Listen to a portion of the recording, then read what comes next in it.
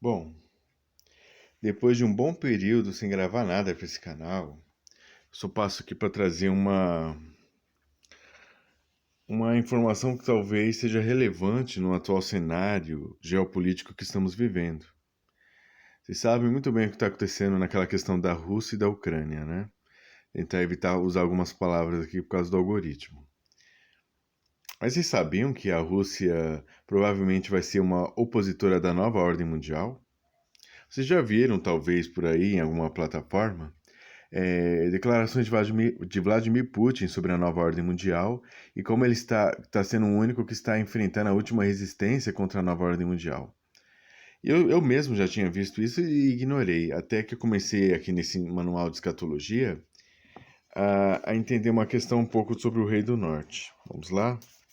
Eu vou ler aqui para vocês o que eu vi sobre a questão futura aí, na época já do Império do Anticristo. Os poderes aliados contra o Império Romano nos últimos dias. Como cada um de seus sucessivos poderes tinha inimigos que desafiavam seu direito de governar, assim na época do fim do poder gentílico mundial haverá reinos e federações de nações que desafiarão a autoridade do Império Romano, no caso o Império Romano reavivado, que é quando o Anticristo vai reinar. A Confederação do Norte, o primeiro poder a levantar-se contra a autoridade da besta e seus exércitos, né, no caso o Império Romano, é a Grande Confederação do Norte. Essa confederação é referida em Ezequiel 38:1 a 39, Daniel 11:40, Joel 2, do 1 ao 27, Isaías 10:12, Isaías 30, 31 ao 33, Isaías 31, 8 e 9.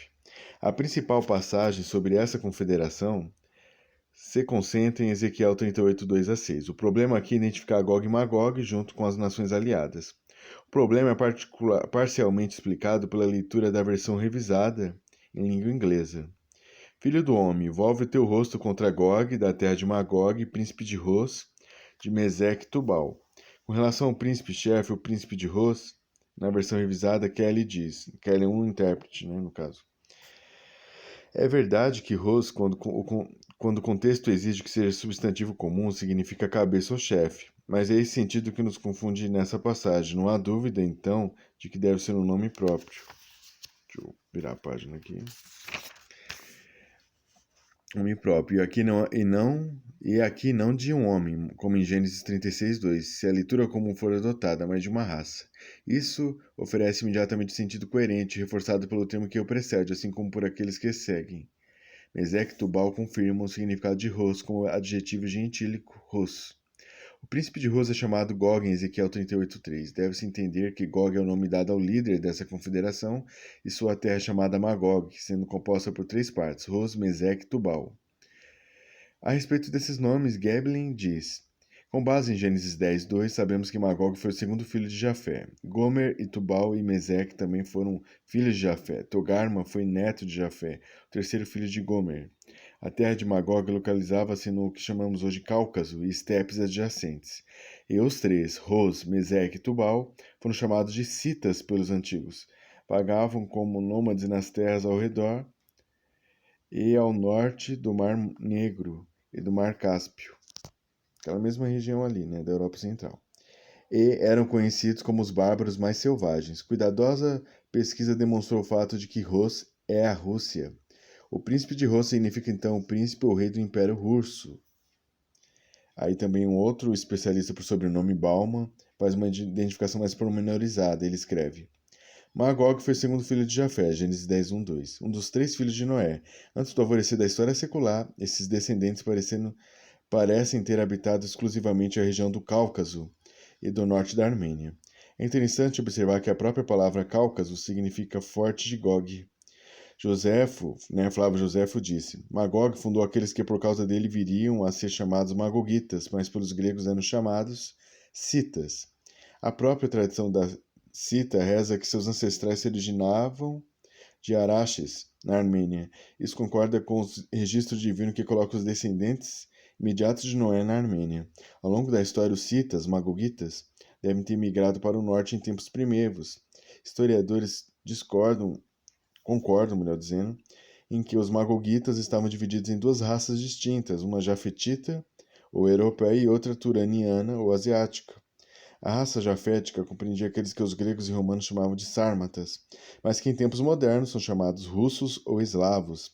Os sármatas eram uma mistura de medos e citas que se uniram e migraram em pequenos bandos para a região do Mar Negro, estendendo-se do Báltico aos Montes Urais. A raça turaniana compreendia esses magoguitas asiáticos citas que habitavam no Grande Planalto da Ásia Central. Hoje seus descendentes são conhecidos como tártaros, cossacos, finos, cálmucos e mongóis. Se lexicógrafos da atualidade fossem consultados quanto à nação que representa Rus, quase todos eles, junto com a maioria dos expositores, respondem Rússia. Gesênios, cujo léxico hebraico jamais foi superado, diz que Gog é sem dúvida os russos. Ele declarou que Rus era uma designação para as tribos que naquela época ocupavam a região ao norte das montanhas Taurus, habitantes da vizinhança do Volga, que é um rio, e ele acreditava que nesse nome, nessa tribo, temos o primeiro vestígio da história de Rus, ou nação russa. Gesênios também identificou Mesec como Moscou, capital da Rússia moderna na Europa. Ele identificou Tubal com Tobolsk, a primeira província da Rússia asiática a ser colonizada, e também o nome da cidade em que Pedro o Grande construiu o velho forte com base no padrão de Kremlin em Moscou. Moscou indica a Rússia na Europa e Tobolsk indica a Rússia na Ásia. O Biblical and Theological Dictionary, nele lemos: Magog significa o país ou povo, e Gog o rei daquele país. O nome geral das nações do norte da Europa e da Ásia, ou os distritos ao norte do Cáucaso, próximos ao Monte Taurus. The New Chef's Herzog Encyclopedia of Religious Knowledge diz o seguinte: uma localização geográfica mais restrita colocaria a moradia de Magog entre a Armênia e a Média, talvez às margens do Araxes, mas o povo parece ter se estendido mais ao norte pelo Cáucaso, preenchendo ali o extremo horizonte norte dos hebreus. Ezequiel 38:15, 39:2. É assim que Mesec e Tubal são geralmente mencionados pelas inscrições assírias, Mushuco e Tabal, em grego Moscoi e Tiberanoi, né? Logo, a identificação de Rus como a Rússia atual parece estar bem entendida e autenticada e geralmente aceita. Foi predito que a aliança com Magog haveria muitos povos contigo. A leitura marginal adotada pelos revisores em Ezequiel 38:7 serve-lhes de guarda. Mostra o lugar de projeção que a Rússia ocupará nessa época. A primeira nação federada com a Rússia será a Pérsia, o Irã, atual Irã. Isso se refere ao antigo domínio da Pérsia, hoje conhecido como Irã, o segundo aliado é chamado Etiópia. Esse nome é usado nas escrituras 9 vezes de acordo com a concordância de Jung, em referência à área na África, e 11 vezes em referência à terra de Cush, região da Arábia. A The New Sheffield Herzog Encyclopedia of Religious Knowledge define Cush desta maneira. E aí vem uma definição sobre Cush, que eu acho que é periférico ao que eu quero dizer aqui para vocês, mas vamos lá. Só para finalizar.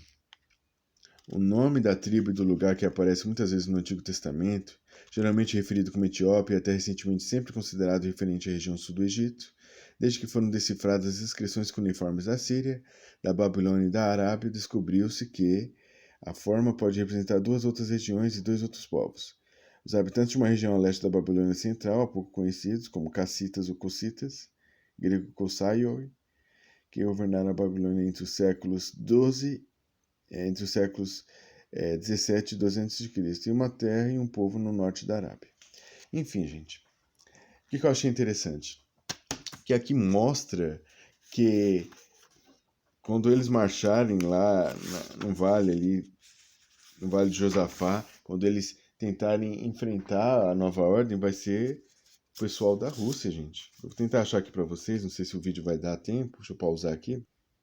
Bom, retomando aqui, depois de alguma procura, achei aqui, passagem de Daniel 11, né? Daniel 11, aqui ó, versículo 13. Porque o rei do norte tornará e porá em campo uma multidão maior do que a primeira, e ao cabo de tempos, isto é, de anos, virá à pressa com grande exército e com muita fazenda. E naqueles tempos muitos se levantarão contra o rei do sul, e os filhos dos prevaricadores do teu povo se levantarão para confirmar a visão, mas eles cairão. E o rei do norte virá e levantará baluartes e tomará a cidade forte, e os braços do sul não poderão subsistir, nem o seu povo escolhido, pois não haverá força que possa subsistir. Esse tipo de coisa já está decretada aí até o final, né? O que, pois, há de vir contra ele fará segundo a sua vontade, e ninguém poderá permanecer diante dele. Estará na terra gloriosa e por sua mão se fará destruição. Não para menos, né, gente? O arsenal russo, mesmo que Israel também tenha arsenal nuclear, não se compara, né? Mas eu achei interessante, né, se você quiser, deixa nos comentários aí se você já sabia disso, que o governo do anticristo aí terá resistência e talvez, diante das últimas declarações de Vladimir Putin, nós realmente estamos confirmando essa teoria na escatologia aí de que a última resistência contra a nova ordem mundial, contra o império do anticristo, seja a Rússia. Porque a Rússia também queria liderar a nova ordem, mas seria uma ordem diferente. Não seria boa, gente. Não seria boa, tá? Eles têm sede de poder e a gente vê como é a vida lá na Rússia. Mas, enfim, seria oposição da que está aí, atual. Ele detesta, o próprio Vladimir Putin falou que detesta a nova ordem aí, que é, no caso aí, quem vê que está liderando ela é a OTAN, né? A ONU, de certa forma, especialmente nos seus representantes Estados Unidos e Reino Unido. É isso, gente. Eu passei mais para fazer esse vídeo porque eu não gravava há muito tempo e para trazer essa teoria aí, né? Até a próxima.